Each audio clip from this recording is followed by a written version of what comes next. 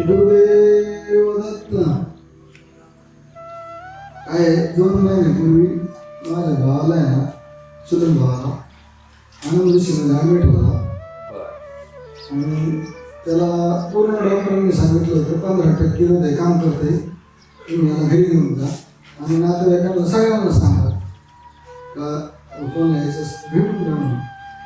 त्याच्यानंतर मी युट्यूबला पाहिल्यानंतर मी त्यांना म्हणलं माझ्या तुमचं पेशंट गेलेलं म्हणून माझ्या ताब्यात द्या, मी काय करायचं माझ्या हिशोबाने मी करेन.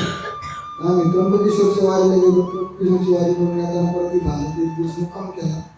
दुसऱ्या दिवशी हे साधना केली.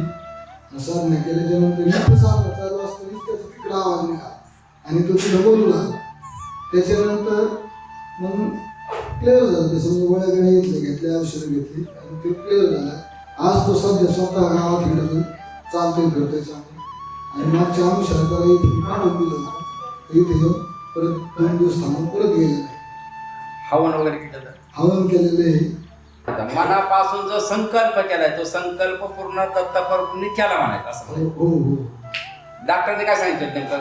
डॉक्टरने सांगितलं होतं याचं हृदय फक्त 15% काम करते, याला घरी घेऊन जा. आज संध्याकाळी पण जाऊ शकतो. हो.